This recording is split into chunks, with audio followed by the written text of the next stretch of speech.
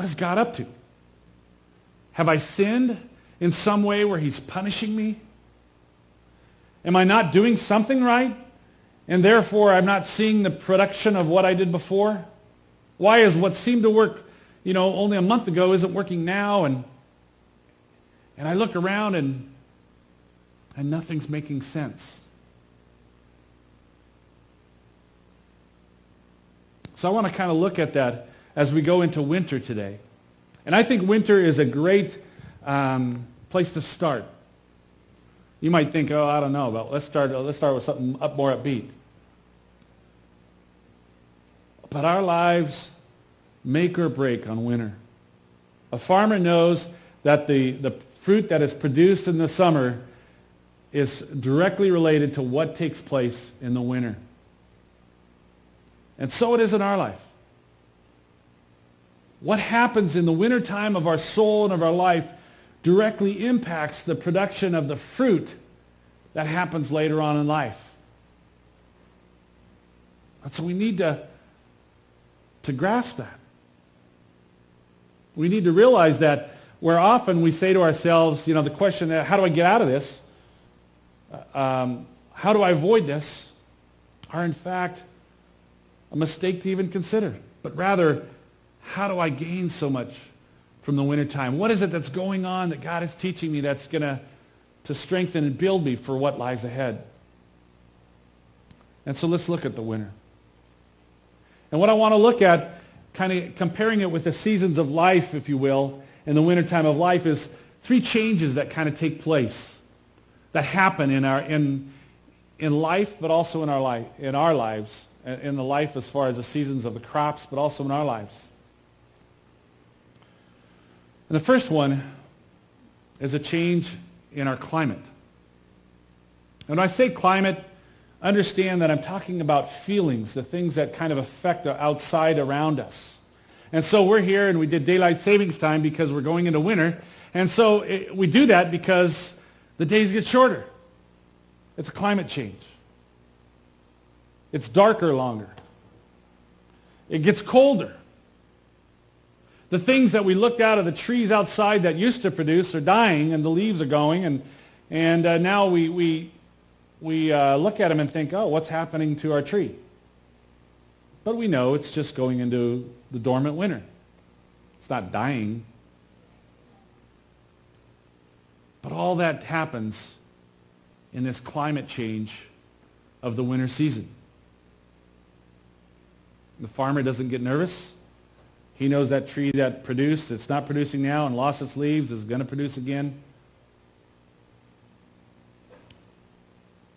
But he also knows that winter is a necessary time. And so the winter in that climate change in our soul, if you will, in our life is a lot like that.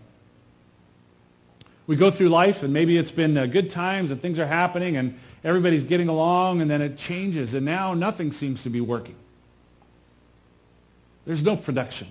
You look at your life and you're thinking, it feels like a waste. Things get colder around you, darker. You begin to wonder if anything works.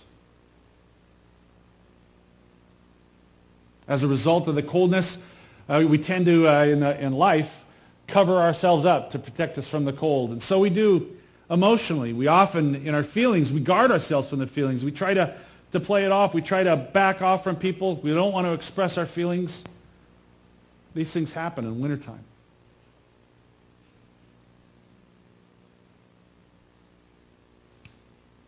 Winter has a way of pulling us back from people, causing us to doubt everything in our life, and even to doubt God. Listen to these, again, the writer of Lamentations 3. He says, talking about expression of God, you have walled me in so I cannot escape. He has weighed me down with chains. Even when I call out or cry for help, he shuts out my prayer. He has barred my way with blocks of stone. He has made my paths crooked. Like a bear lying in wait. This is a description of, God, like a bear lying in wait, like a lion in hiding. He dragged me from the path and mangled me and left me without help. He drew his bow and made me the target of his arrows. He pierced my heart with arrows from his quiver. Do you feel the feeling in that? What's going on? It's as if he's asking, is God angry with me? Has he forgotten me? Is he punishing me? Mother Teresa wrote this in one of her correspondence. And here's a woman, as we all know, was very fruitful in her life. She wrote this: I am told God loves me, and yet the reality of darkness and coldness and emptiness is so great that nothing touches my soul. And she continues on in her letters. I feel just the terrible pain of loss, of God not wanting me, of God not being God, of God not really existing.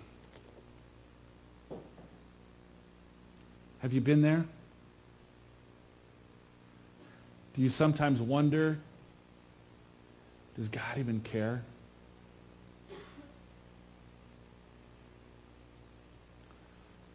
So what are the feelings that need to be dealt with that God's working on in its climate of our life?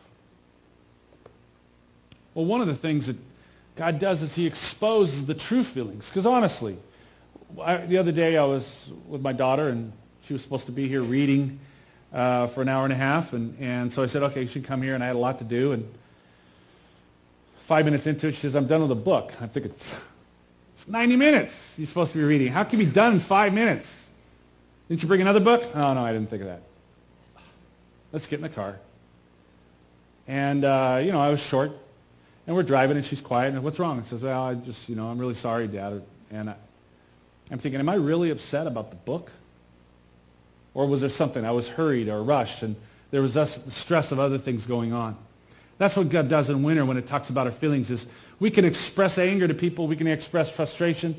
We can express stress. There can be things going on, but the reality is God digs down deep to find out what really is going on. Let's really focus in and challenge the feelings that are in your life where maybe you question whether God can really carry you through this. Is God capable of giving me the strength I need to make it through this? Or do I need to take things in my own hands? Can I really rest that God has good things planned for me? Or do I need to live in fear that something will go wrong? Could I sit in a room of Christians on a Sunday morning and shake hands knowing that H1N1 is all over the place? And God will work past all that. What do I really feel about God and the way that he is working in my life? God's going to dig down in those areas of our life to deal with that because he knows that he has to. He knows that the things on the surface are going to affect it, and he needs to be able to take that out and work in our heart and take those feelings out and try to correct them and give us truth and apply truth to that to bring about healing. And so we need to be able to be honest with that. When we're in the wintertime, rather than run from it, we need to be honest. What are the feelings that we're really having here? Is it fear? Is it bitterness? Regret? Frustration? Anger? Be honest with God. It starts there. But then as that change is happening, then you move into the second change. The second change is a conditional change. And when I say condition, it's more a behavior, or I have behavior written in your thing. You guys can't see it anyway, but circumstances, just right in the dark. You'll read it later on. It's these behaviors and circumstances in us that God begins to work in. So like the season, the change of conditional changes of when I think of weather being, the climate change, of course, then conditional changes are the tree and the soil, the actual, product. And so we see the dropping of the leaves, the tree's no longer producing. We get to expose the dead wood or the other plants that aren't happening.